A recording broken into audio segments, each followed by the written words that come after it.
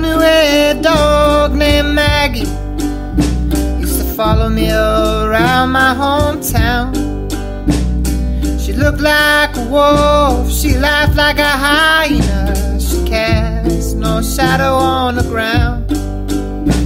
All the stray dogs in my neighborhood barked and howled as I passed by, but Maggie never showed me her teeth, she never left my side. Maggie the mud is frightening someone for those that do not know. And Maggie the mud ain't nothing but a reflection of my soul.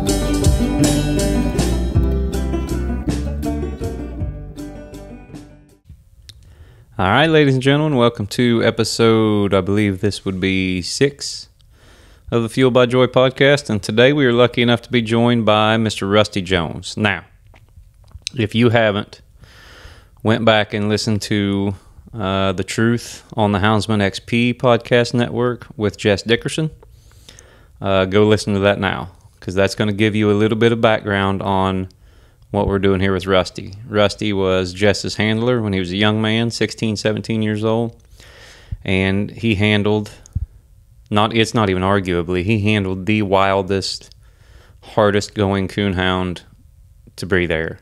And you can say you got something that's similar, but I'm here to tell you folks, you don't. I've seen some that were close, but they weren't her.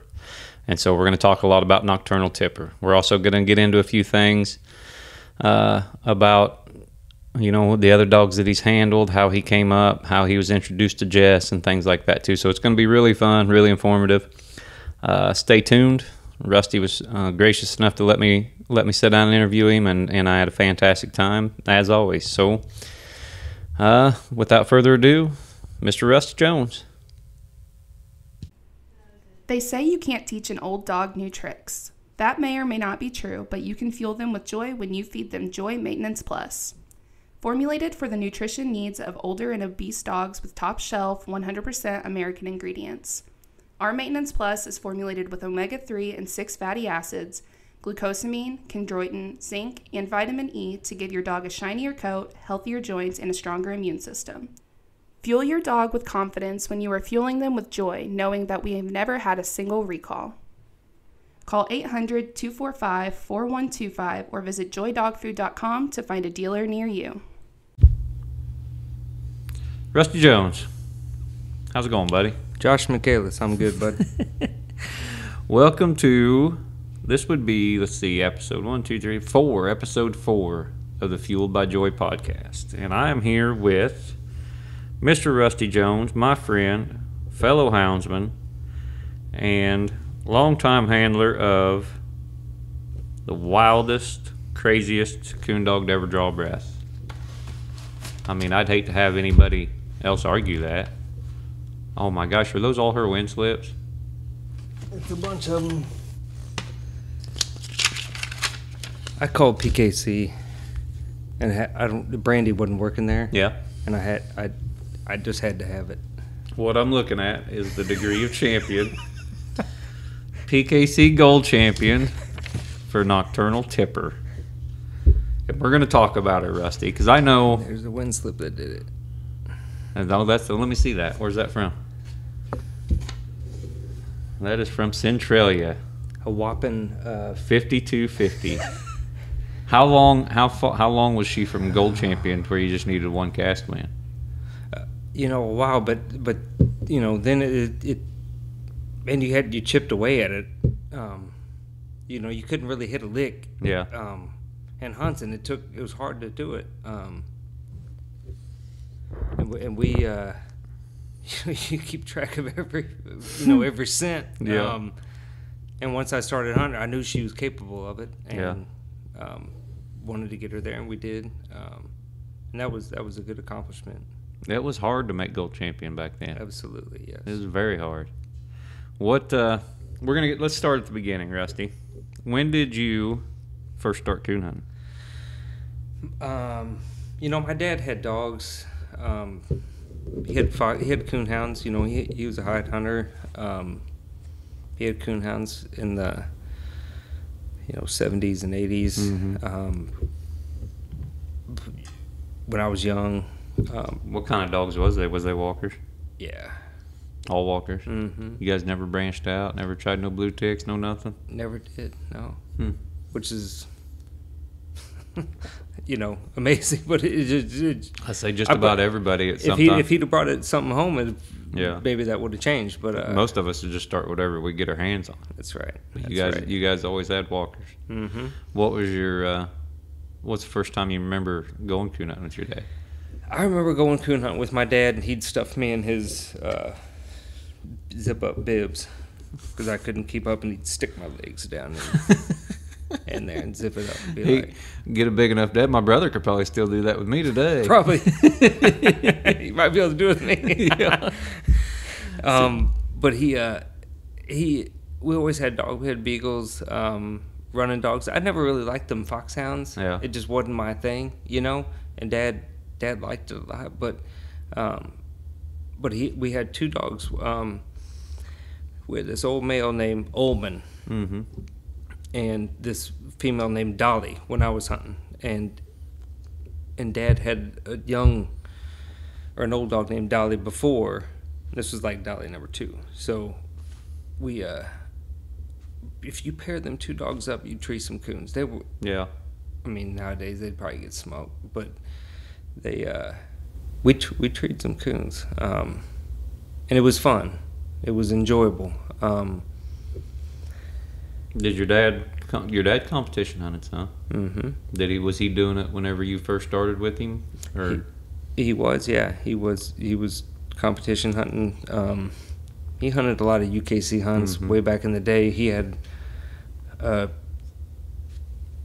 display case full of trophies from UKC. And back, there weren't any. No, back then everybody kept their trophies, and that was a big deal. Right. We didn't all just go out there and hunt for a bunch of cash. I know. Where'd you guys start hunting at? My first hunts were out of Centralia. Yeah. And Centralia. he had that club, Buck Kimbrell. Yep. Buck, Dad, Larry McBride started that club, and man, those were hard hunts to win. Yeah. No, I mean, Brian Bockelman, Rick Salvin, Eldon Cork, Jim Coffin. I mean, I could run through it was tough to win. Yeah, and they didn't. We're going to talk about youth hunts. One of the reasons I wanted to get you on here is talk about youth hunts and what Joy has done for the PKC youth program and other programs. But you'll go to some of these $30 hunts now, and you'll take a little kid, because I've got first-hand experience of this with my son, and they'll make some mistakes on purpose to let him get his 101, or they'll coach him along and they'll help him walk. Wasn't none of that when we was coming up. No. Me and you come up about the same time, and it's hard. Yeah, it was. How many casts were you in before you really started winning some? Oh, man, a bunch. The first one I won was right on my birthday. Yeah. Well, what year? How old were you? That was in 1998. So you'd have been what? 14. 14. When did you start hunting them?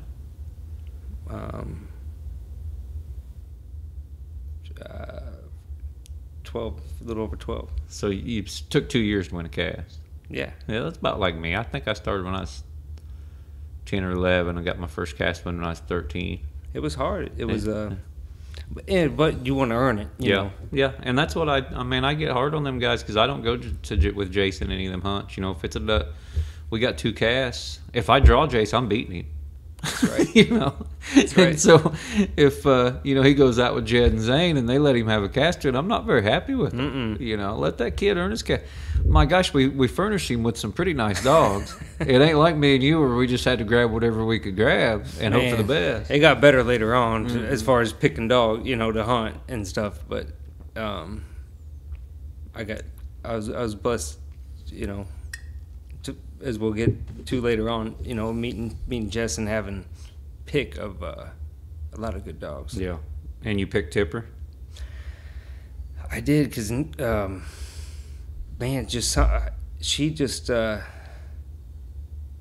she was fun. Yeah. I don't know if that's what I would classify her as, Rusty. But every time you cut her loose and I was in, good shape, I could just sprint to her. And every time she got treated, I just want to run to her and see what she had. And well, you know what she had. When that joker got treated, she had a coon. Yeah. So tell me about the first time, because you meet Jess, and then Jess says, hey, you're hunting youth hunts most of the time. Right. So like if you go out to a major event, it's a Walker Days or World Hunt or something like Youth World or something like that. You're hunting in the youth casts when they got them. So yeah, the first time I met Jess, Buck Kimbrell told me that Jess and Bill Biggs, Pat Boone, and Russ Meyer, all those four coming down to a hunt. It's getting late in the year. They need to win some money. Yeah. And they're going to come to one of our club hunts. And I'd never seen Jess. I'd seen him in the books, but I'd never met him, nothing. And so Buck calls Dad, as he did every day, and he's like, Jess is coming over with a couple guys, and I'm like, dang. And Jess comes over. I don't draw out with him. I meet him for the first time. We're hunting a dog out of Naylor, called Babe. Actually sold her. Jeremy bought her. Yeah. At Walker Days several years later. And so met Jess there. Hunted against Pat Boone. He was hunting a dog called Bugs. That's the first time I ever hunted with her. And I loved her to death. And ended up becoming good friends with Jess.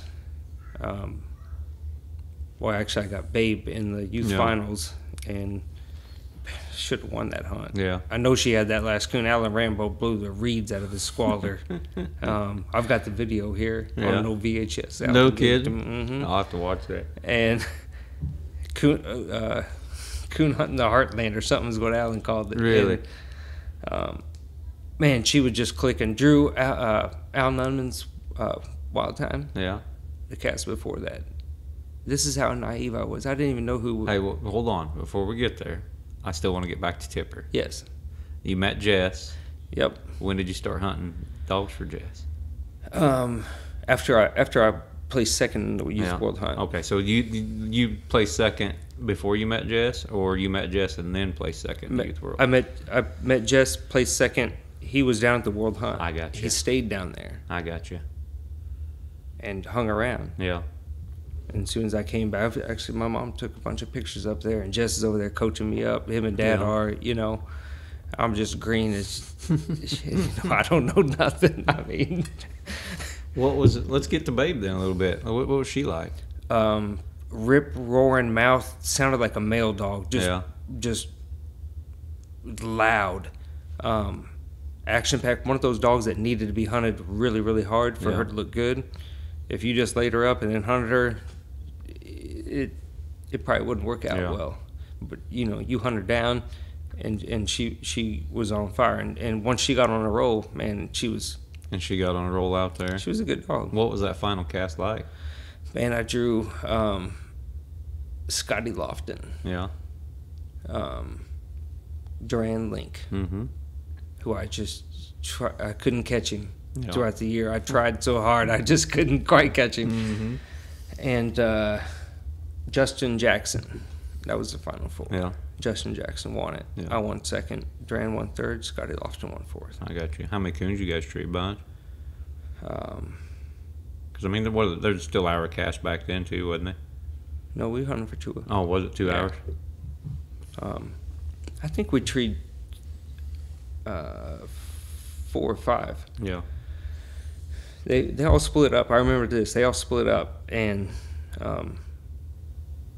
but we had a good hunt. It just one of them deals. You need to find a coon, and do I think he was there? Yes. Now you can tell you've been around Jess too long. Every time they don't see a coon, he just knows it's there. It's got to be there. So you get done with the World Hunt, and Jess lets you take Tipper. When did you first? So Jess, I meet Jess down. Jess is down there, and he's coming back up through Missouri, and Mom and Dad are down there, and we drive up, and Jess is like, "Hey, hop in the truck, with me, and we'll ride back up to Missouri, and then I'll meet them up at Columbia, and kick me out at the curb, and then they can pick me up and go from there." And so we, Jess is one of those guys. He is, that's all he thinks about. Oh yeah, it's it. Yeah. When we once I got to meet him, we'd go to hunts. He don't listen to the radio. When you drive back from a hunt, he gets in the weeds, and he wants to know every little detail. And his philosophy is, some people think you practice until you can get something right. His philosophy is you practice so much until you can't get it wrong. Yeah. And just keep working and hunting. And he's a stupid hard hunter. I mean, he is. He's not. I ate supper with him. It'd have been Tuesday night this week.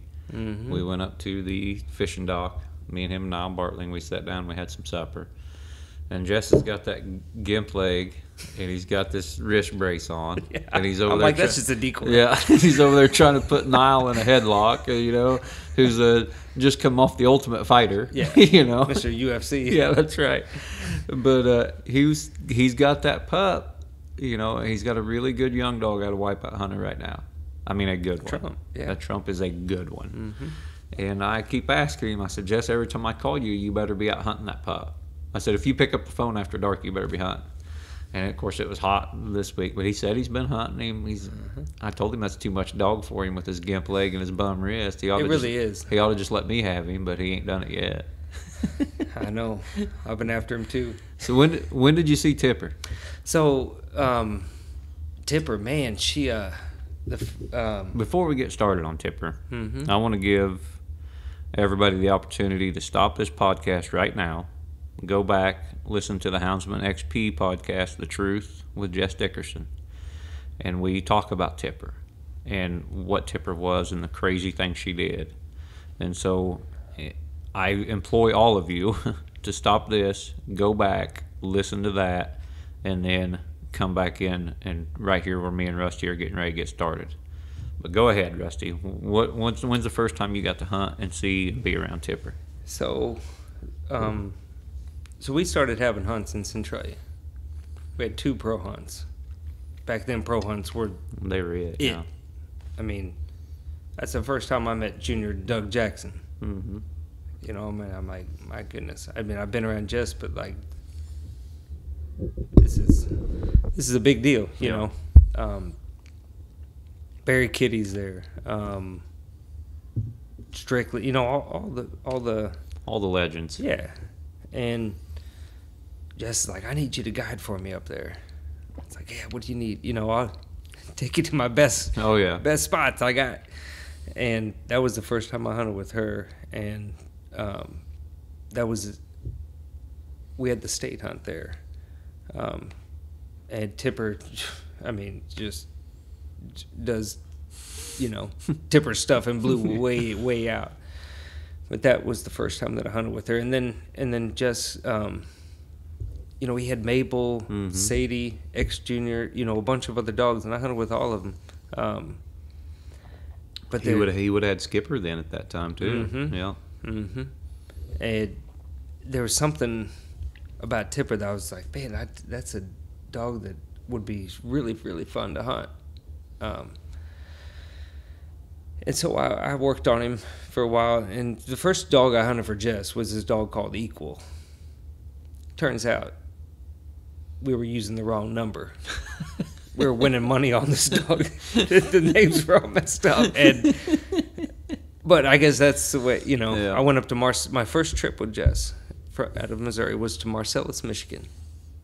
And we went up there. There was a pro hunt.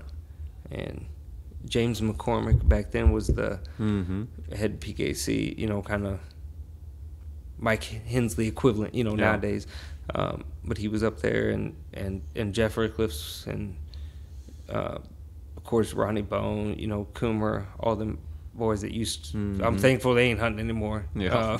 It'd be bad. I know. But that was the first trip that I took with Jess, and that was like and I respect him a lot as a coon hunter. And then once I got to know him, there's that transition from, and I always respect him as a hard hunter and as a mentor and everything else, him and my dad. But once I got to know him, it kind of changed a little bit, and I knew how serious he was about Mm-hmm. it. He don't mess around. He's deep into it. And anyway, he took Tipper up there, and I wasn't hunting Tipper yet. It took a while for, he had to give me some junk before he just hand over his pride and So joy. you're saying equal wasn't that good a dog? I think Jess was more shocked than I was that I want to cast with him. Because I've never heard of a dog. He couldn't have been that good. Oh, I got his wind slip over here somewhere. Do you keep equal wind slip in the pile with all of Tippers? I kept them all. There's a bunch of bugs and a bunch of Tippers over here. Yeah, it's in there somewhere, I guarantee. But he was an alright dog. But he just, once I, got to hunt with Jess, he had dogs like nobody else had. Oh, yeah. And a whole kennel of them.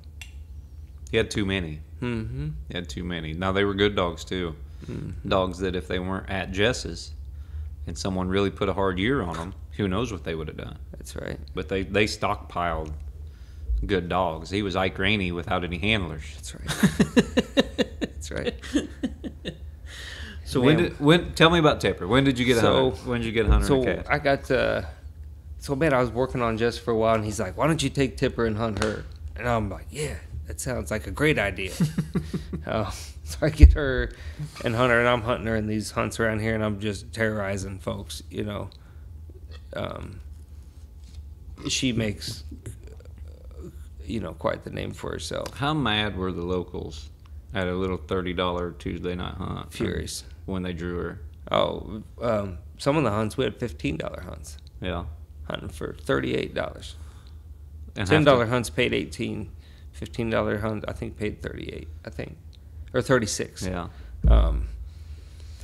But that was it, and man, she earned. I ain't walking a Tipper for $36. No. But back then it was fun. Yeah. And man, every time I hunting her, I could see those glimpses of greatness. And a lot of times, she was fun. If somebody put a gun, like Jess was saying, if somebody put a gun to your head and said, "I'm fixing to shoot you if you don't tree a coon tonight. Pick your dog." There's dogs you could pick that probably tree a coon, but I know for a fact. Yeah. I mean, like Jess said, she may be 1, maybe 5, maybe 10. But when you find her, she's going to have a coon. Man, I got a bunch of memorable hunts with her.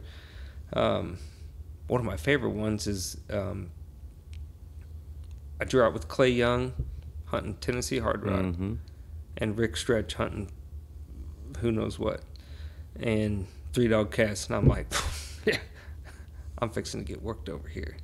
I got Clay Young, Rick Stretch.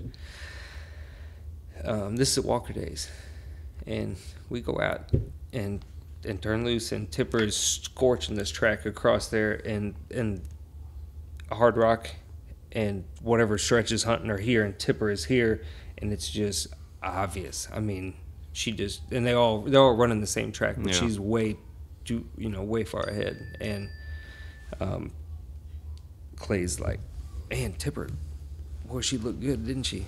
And I was like, "Yeah, she did. That's what she could do." But she could aggravate the hell out of you, though. Yeah, that's an understatement. Yeah, you talked about that that prison cast, right? Yeah, over there in Columbia City. And Jess said, because I mean, I want to go through the list of the weirdest places that Tipper's got you. Surely that's at the top. Mm-hmm. Okay, so treeing inside the prison walls has got to be at the top of the list. Mm-hmm. But let's go down maybe 2 or 3. What are some other weird, odd places? Because for those that are listening, I can't put into words how wild she was, or how hard she hunted, or how much she wanted to hunt. We can't understand her. I don't think I don't think we can, quantify what is in her mind at the time that she's doing these things. I mean, I can't. I honestly, I don't think anybody. I mean, the dog whisperer is not going to know what Tipper's thinking. There's no way. Yeah. But so, with that in mind, what are some of the oddest places that Tipper ever got you? Right before the World Hunt, the zones in Columbia City, Indiana. Right before that, she got treed up in Buckland, Missouri, up in the elk pen. In an elk pen. Mm-hmm. High fence. Yeah. I don't know how she got in. I mean, How did you get over the fence to get her? Went to the gate. That was it. I mean, we just had the TRX 1000. Yeah, that's it. And we drove around. It's not like you had a GPS collar we could pinpoint and say, bam, right there where she is. Or see the tracks at how she got in there or any of that stuff. Yeah, it's just, you just beep, beep until you get close enough and then take off walking. That's what's aggravating as heck. Yeah, she got in Buckland. And still, if you drive on Highway 36, a little bit east of Buckland, between Buckland and Macon, not very far out of Buckland, there's those high fence elk pens. This was on the north side of the road. I know exactly where you're talking about. Yep, that's where it happened. That was a good one. The one where she treated in a combine one time, that was up in, like, train on the cab. Yeah. And I got him to, and there was a coon there, and I got him to plus it. It's a place of refuge, right? Yeah, that's right. That was a good one. Oh man, she. Were you there when she swam the Ohio, or was that? Just I was Jess? not there. No, Yeah. I was not there. Jess was. He was handling her, but I wasn't present on that. But it does not surprise me. No, it doesn't surprise me either. It's just like, yeah, that sounds about like Tipper. But she, when she wanted to turn it on, phew, dude, When you were, how hard did you pleasure hunt her when you were competition hunting her too? I hunted every night but Sunday. Yeah. I did not hunt Sunday nights. I just stayed home that night, but every other night I hunted. And I hunted all around my mom and dad's house, out in them flats. I don't hunt around here where I live now. Yeah. I hunt around them flats. You didn't hunt in them hills with Tipper? No. No. Boy, you'd be sick of it. What, so you're hunting 6 nights a week. Mm-hmm. You'd think, which Tipper never got ran down. Ever. She never, and if you look at her, she didn't look like much. She looked like she had that crooked blaze on her forehead, but she wasn't ugly, but she wasn't pretty. She wasn't going to win any shows. I mean, she ain't no grand show champion. And as hard as she went, and as much ground as she covered, she never looked like an athlete. No. She was kind of, not doughy, but she looked kind of soft all the time. Short leg, kind of short legs. Yeah. She wasn't built like one of these great big wipeout hounds or something like that, or these long, rangy, big money type dogs or something like that, That's right. She didn't look like she moved like that. Man, it's funny you say that, because I had, when Jess gave me the green light to hunt Tipper, and he, I got to keep her. Mm-hmm. So I had Tipper and Bugs, who I got from Jess. Yeah. And I'd take both of them to hunts all around, and then kind of just see whatever I felt like hunting, I'd hunt. And that's I wish I could have, options like that now. Yeah. And, a lot of times you get Tipper out and somebody walk up to him and be like, what dog's that?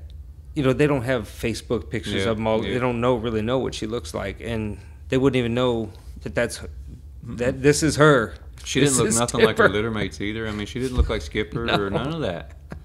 She just looked like some half-ass coon dog. Man, when you cut that joker loose, it was on. All right, we're going to pause right there, Rusty, for just a second because I need to get another drink. We're going to take a little commercial break, and then when we get back, we're going to talk about Tipper treat in a prison. Sound good? Yes, sir. Joy Ultimate Lamb and Rice is formulated with lamb as the first ingredient, pumpkin as an added ingredient for sensitive stomachs, and never made with corn or soy. Along with other top-shelf 100% American ingredients, Joy Ultimate Lamb and Rice is formulated with omega-3 and 6 fatty acids, glucosamine, chondroitin, zinc, and vitamin E, so your dog will be looking their best from the outside in. Shinier coat, healthier joints, and a stronger immune system. Rest easy knowing you're fueling your dog with the best when you fuel them with joy by feeding them food without any recalls. Find a dealer near you today. Call 800-245-4125 or visit our website, joydogfood.com. All right, we are back with Rusty Jones. Rusty is going to tell us about treeing inside the wall. You were at Zones, right? Yeah. Yeah, UKZ you're Zones, UKZ Zones. Columbia City, Indiana. And this is first night or second night of Zones? It's the first night. First night. And you're winning the cast. Mm-hmm. Pretty big. Mm-hmm. Had a good score already. Mm-hmm. And for those that don't know that are listening and don't know coonhound rules or things like that, the Zones, they take the best two cast winning scores or the best scores overall, and a certain percentage of the dogs advance onto the world hunt. Which would be, if you get a really big score on one night and win your cast, you're probably going to advance.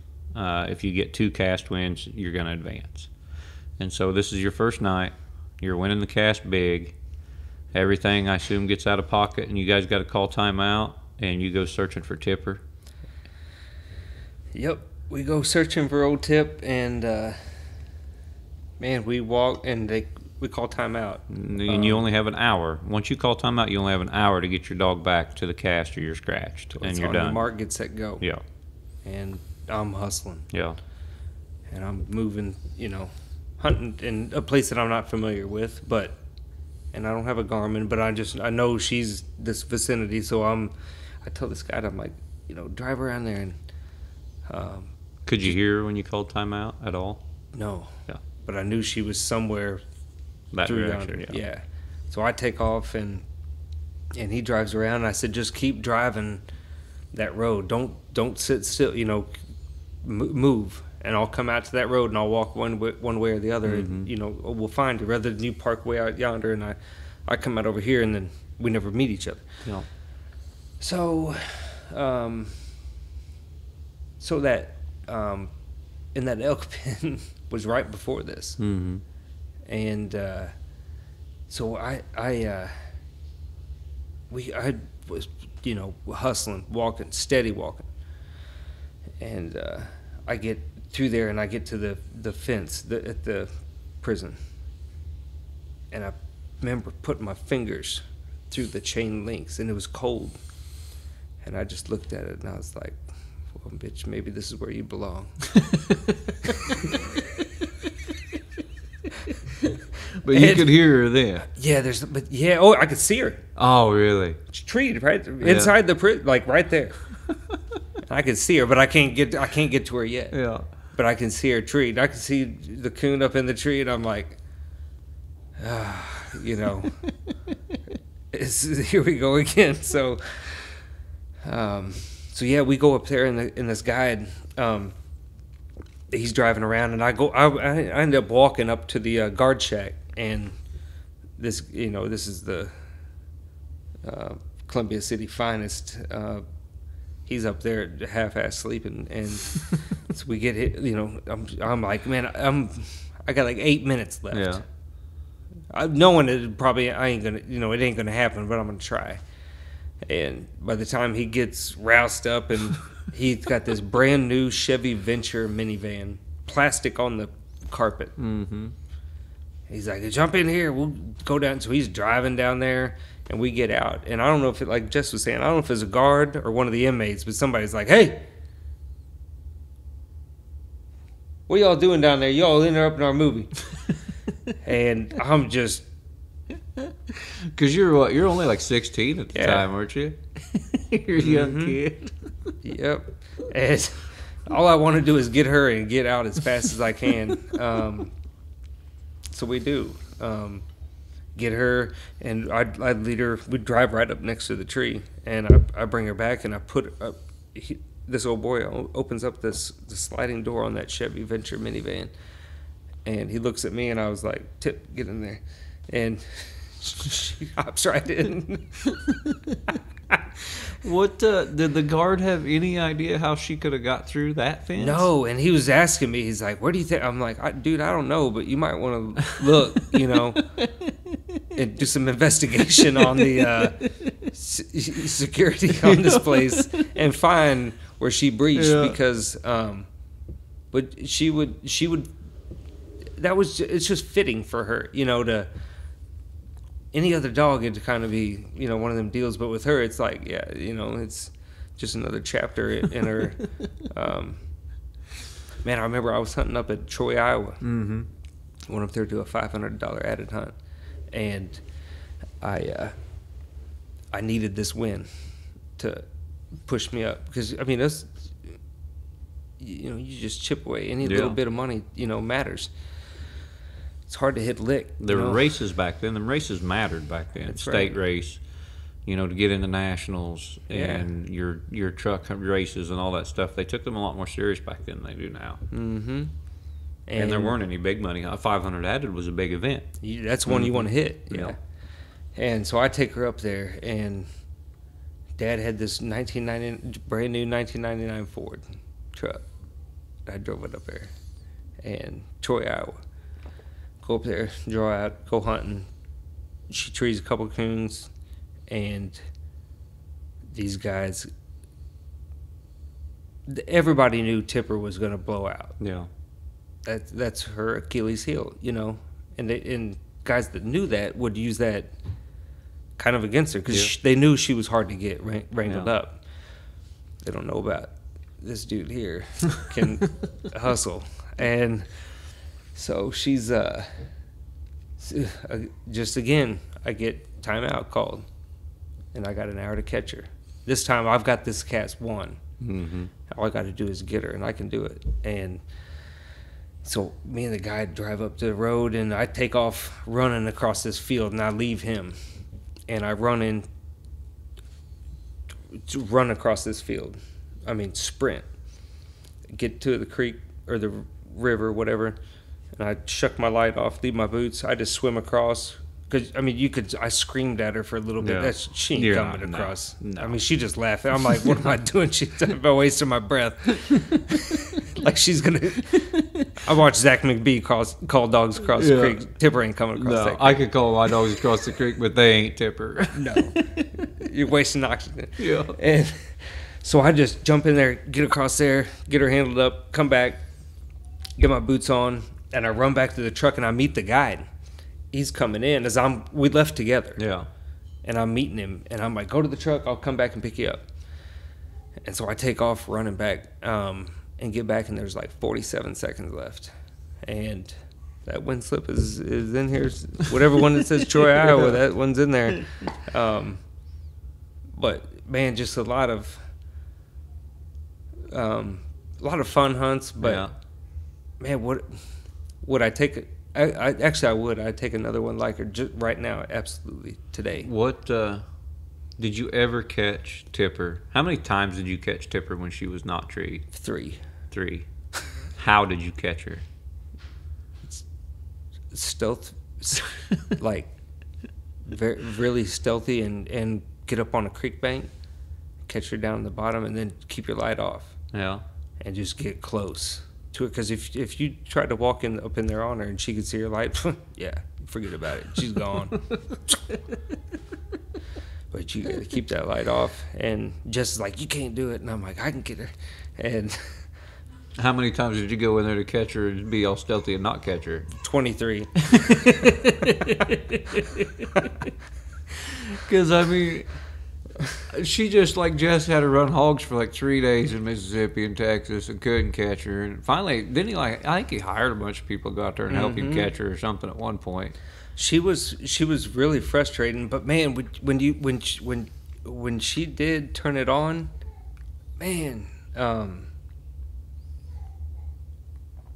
and anybody that ever hunted with her would tell you the same thing.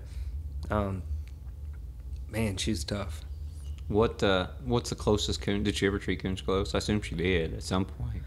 Yeah, I mean, we got good hunting around here, and up on my parents' house where I still hunt to this day. There's a lot of it's just fence rows, little tracts of timber and stuff like that, and she would treat coons close, but then she'd blow out to someplace that you'd never even been. Yeah. See, I've only hunted with her maybe 4 or 5 times, 6 at the most, and I don't think I ever seen her under a mile, ever. If she treated coon close, and then you recut her, the dogs, like, you think, nowadays you're like, oh, this dog recuts good. Nothing recut like Tipper. Yeah. I mean, they might. Yeah. But she did it before it was cool. Yeah. All right, Rusty. That's enough Tipper talk. We're going to take... Actually, this is going to be... We're doing a 2-part episode here. And this is going to be the end episode 1 with Rusty Jones, be episode 4 of the Fuel by Joy podcast. And we're going to come back next week. For me and Rusty, it's only going to be about 20 seconds.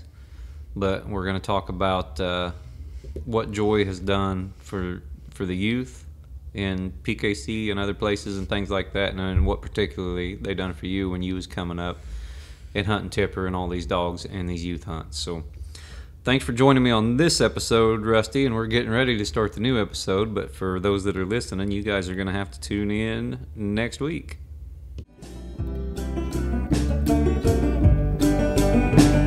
She'll never die of starvation, although she'll never eat. Maggie, the mud full of bravery and guts, and always at my feet. Her ribs are showing, her howl is long, but she refuses to die. Maggie will live 100 years longer than I. Maggie, the mud's always down in a rut, looking for some bone that she buried. Maggie, the mud don't get scars, only cuts. She loves me and will not share me. Oh, she loves me and will not share me.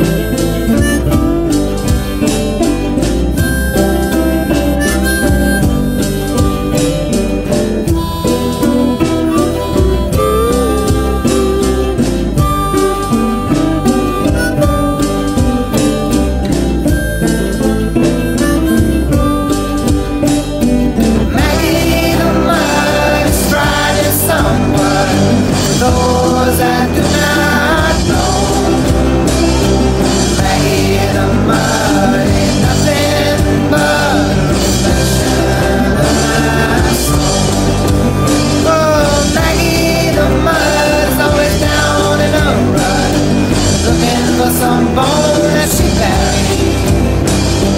Maggie the mud don't get scars, only cuts. She loves me and will not share me. Oh, she loves me and will not share me. Oh, she loves me and will not ever